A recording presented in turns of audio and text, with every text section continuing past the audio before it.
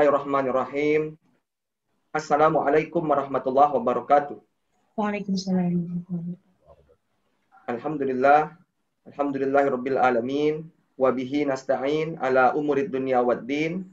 Wassalatu wassalamu ala asyrafil anbiya'i wal mursalin wa ala alihi wa sahbihi ajmain. Consulting.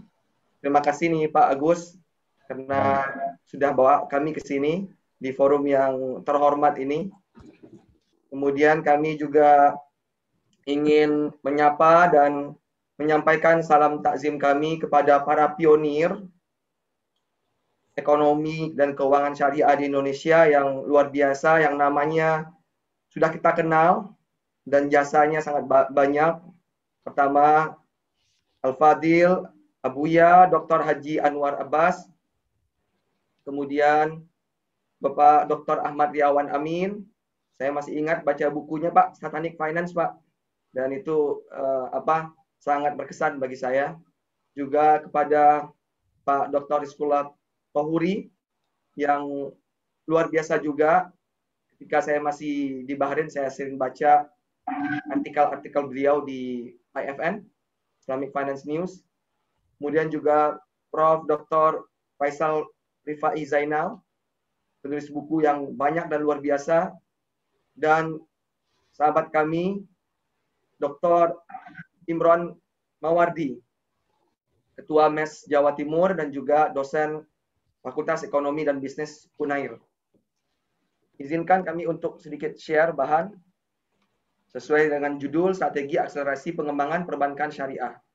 Ini outline-nya, kita mulai dari Strategi Nasional Pengembangan Ekonomi dan Keuangan Syariah, kemudian overview perbankan syariah yang sudah dibahas juga oleh Pak Agus, kemudian konsolidasi perbankan syariah, kemudian kebijakan spin-off US perbankan.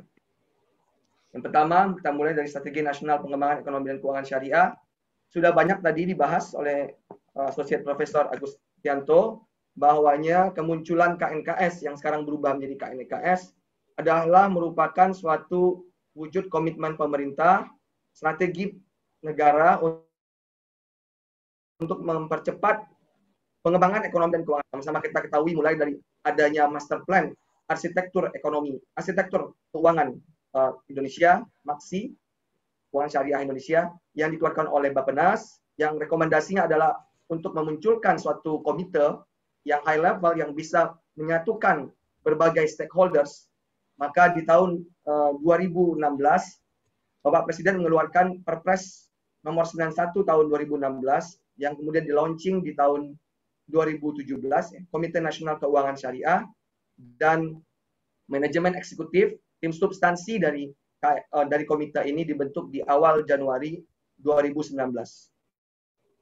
Kemudian tidak hanya untuk berfokus kepada keuangan, Bapak Presiden selaku ketua menginstruksikan untuk menyiapkan master plan yang lebih komprehensif yang dikenal dengan Master Plan Ekonomi Syariah Indonesia 2019-2024 yang berisi tidak hanya keuangan syariah tetapi juga industri halal. Dan kemudian di manajemen eksekutif bersama para pemangku kepentingan, kami turunkan Master Plan MAKSI ini ke dalam rencana aksi atau rencana implementasi pengembangan ekonomi syariah di Indonesia yang mendetailkan program-program strategis yang dilakukan mulai dari tahun 2020 sampai tahun 2024.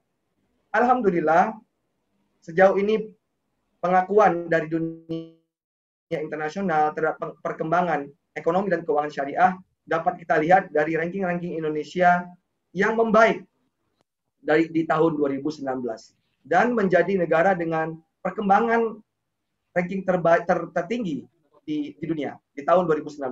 Baik itu yang dikeluarkan oleh Dinar Standard yang kita selalu kutip itu.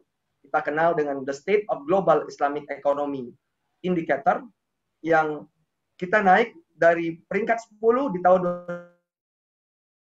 2018 ke peringkat 5, kemudian juga yang dikeluarkan oleh Refinitiv bersama International Corporation Development, ICD, Islamic Development Bank, yang kita naik dari peringkat 10 di tahun 2018 ke peringkat 4, begitu juga di dalam Global Islamic Finance Report, yang di tahun 2019 kita naik dari peringkat 6 di tahun 2018 menjadi yang terbaik di tahun lalu, dan juga yang dikeluarkan oleh Crescent Rating dan Mastercard yang fokus kepada pariwisata ramah Muslim yang dikenal dengan Global Muslim Travel Index, peringkat 2 ke peringkat 1.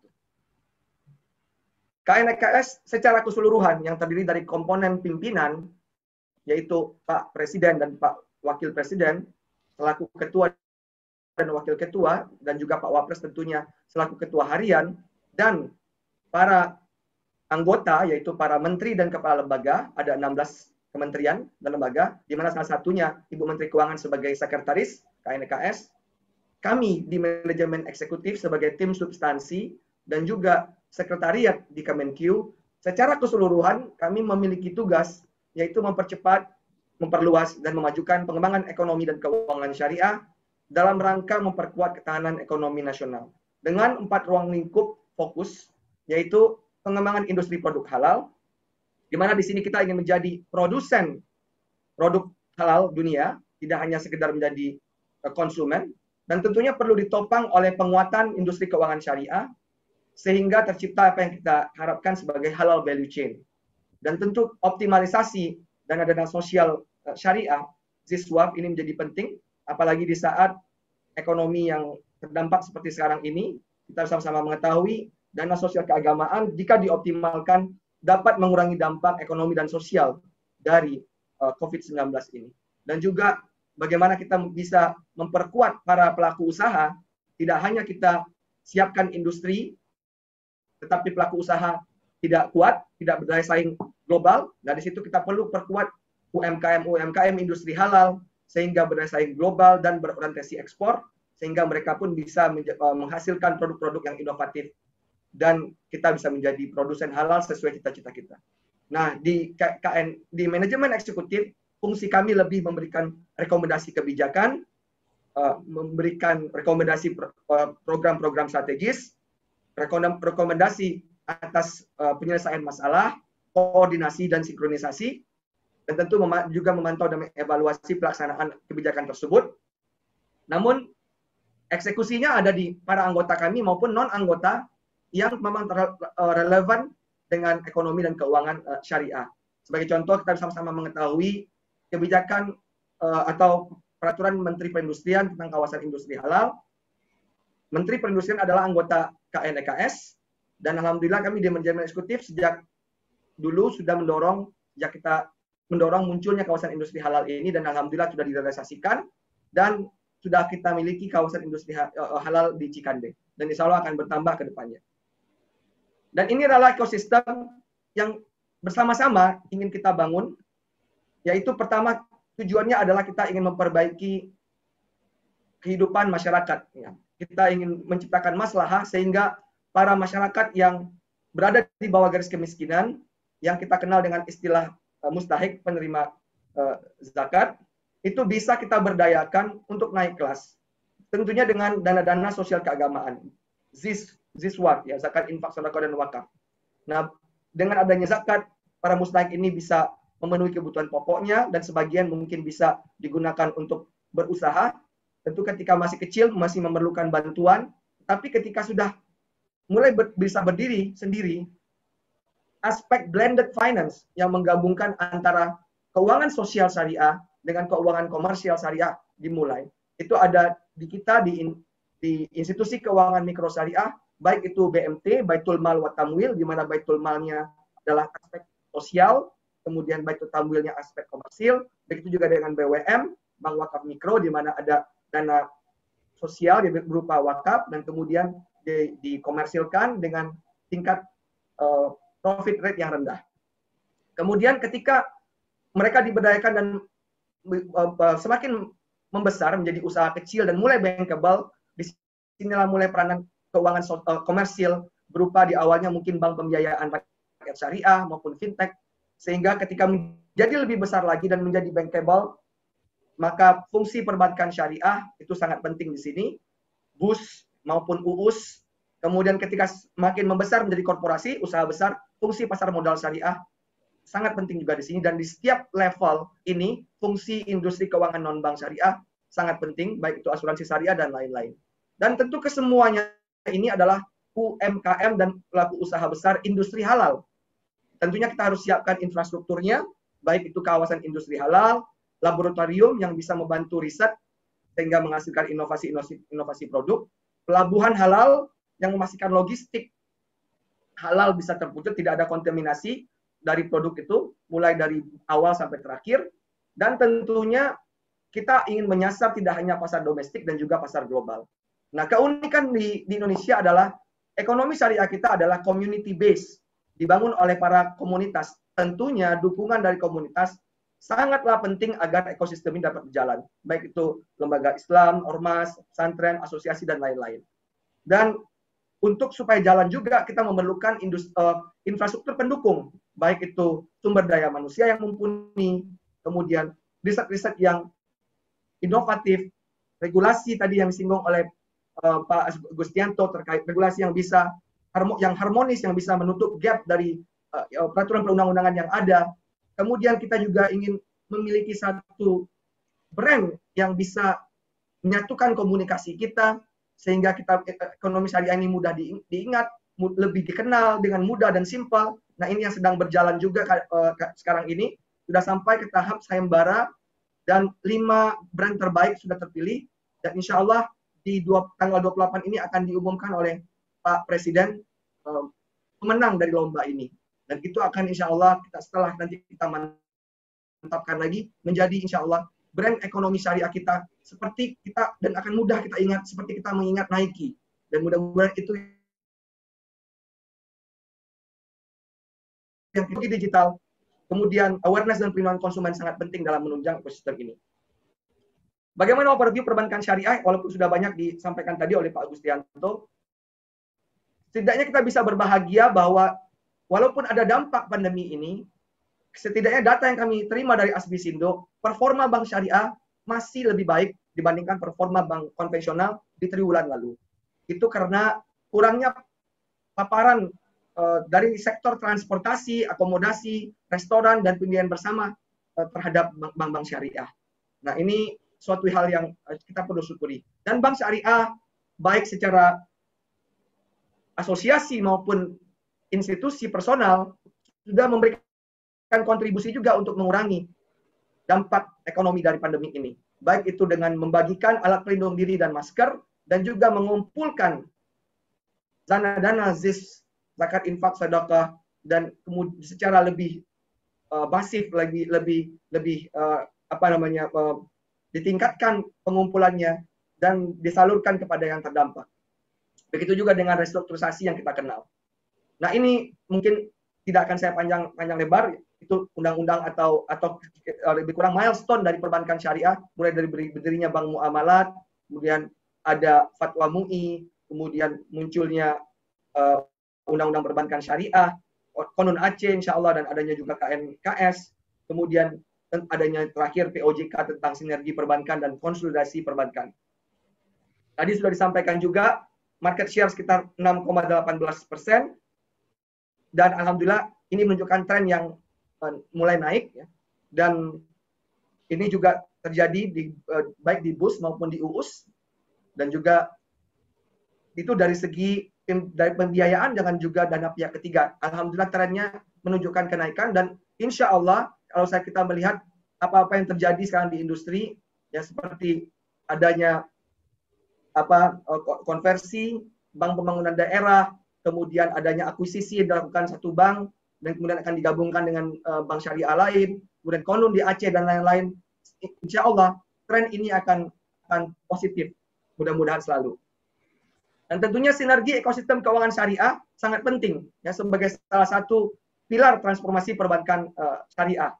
Transformasi perbankan syariah untuk mewujudkan perbankan syariah yang berdaya saing tinggi dan berkontribusi signifikan terhadap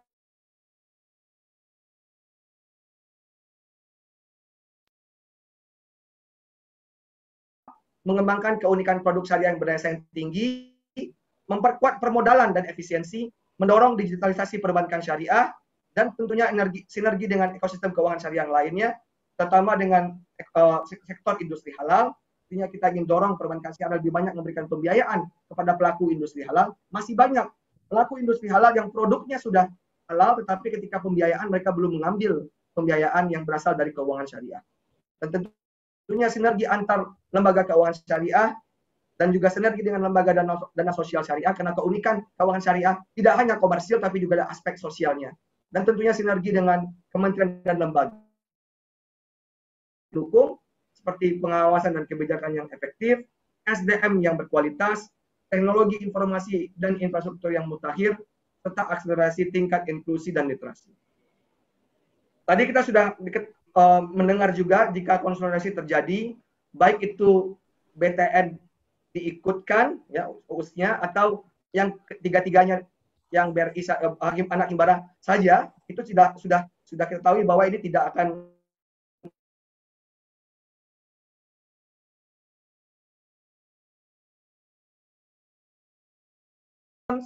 dari merger ini. Pro-nya tentunya ini yang diharapkan akan meningkatkan efisiensi dan konsolidasi sebagai arah kebijakan strategis perbankan syariah di masa mendatang. Tentunya akan meningkatkan permodalan sehingga dapat mengakses transaksi dan pembiayaan yang lebih besar, dan tentunya diharapkan dengan bisa mengakses transaksi dan pembiayaan yang lebih besar ini akan lebih tumbuh ke depannya. Kemudian bank hasil merger akan memiliki penguasaan pasar yang dominan di industri perbankan syariah nasional, membuka peluang bank syariah untuk menjadi bank operasional BO1 dan mengoptimalkan peran sebagai bank penyalur gaji. Kemudian membuka peluang bank syariah untuk ikut serta dalam pembiayaan proyek-proyek pembangunan nasional melalui sinergi dengan BUMN lainnya. Dan tentunya bank syariah BUMN dapat menggunakan fasilitas ATM merah putih. Kondisi perekonomian termasuk industri keuangan yang cenderung melambat saat ini menjadi momentum bagi bank syariah untuk melakukan corporate action yang besar. Tentu ada kontra juga, merger tidak mudah, tentu ada proses adaptasi nilai, budaya, struktural, dan sistem. Dalam jangka pendek tidak memberikan value added bagi perbankan syariah, karena tidak menambah market share juga, tetap di buku 3. Kemudian integrasi IT dan database memerlukan waktu cukup lama dan biaya yang besar. Bank hasil merger tidak dapat melakukan platform sharing dengan induk apabila bank umum konvensional induk tidak memiliki share. Jika memiliki share, isunya adalah menentukan mekanisme platform sharing. Terjadi pemangkasan jumlah pegawai dan jaringan kantor untuk efisiensi profesional, ada kemungkinan.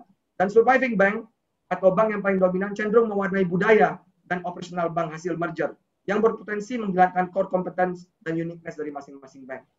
Kinerja industri perbankan syariah akan sangat bergantung atau dipengaruhi oleh bank hasil merger ini, atau kita kenal dengan concentration risk. Nah, berita baik lagi adalah bukan hanya di antara bank-bank anak himbara, tetapi juga ada di sektor yang lain, BCA Syariah juga yang dalam 5 tahun terakhir kinerja industri bank syariah tumbuhnya lebih cepat dengan bank konvensional.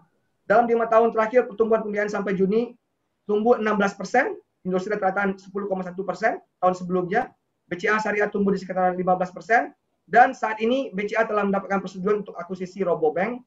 Tahap berikutnya adalah akan segera dilakukan transaksi jual beli antara BCA dan Robobank. Dengan merger dengan Robobank, modal bank BCA Syariah diperkirakan akan mencapai 2 triliun. Ini mudah-mudahan dengan ini juga sedikit akan mendobrak market share. Nah, gimana dengan spin-off?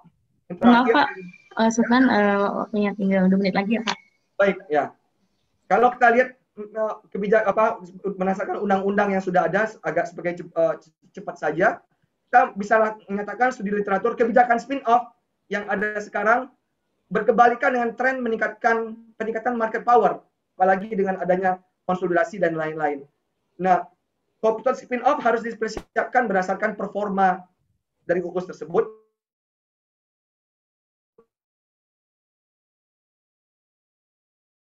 Literatur yang kami coba cari.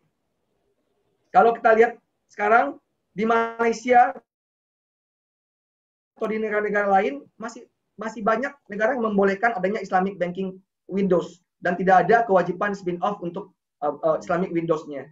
Itu alasan mereka adalah untuk keberpihakan untuk tujuan menjadi global hub, untuk optimalisasi leverage model dan kombinasi awareness yang tinggi dan beberapa insentif lainnya.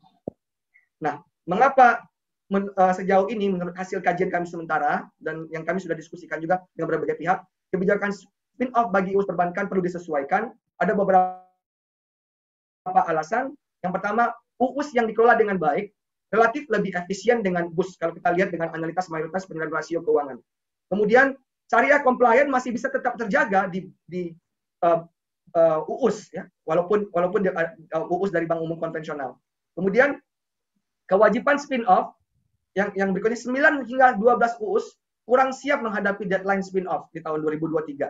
Ini juga kita lakukan analisis permodalan, dan kewajiban spin-off akan menghasilkan banyak bank-bank kecil yang mungkin tidak sejalan dengan tren peningkatan market power di industri, yaitu melalui aksi konsolidasi.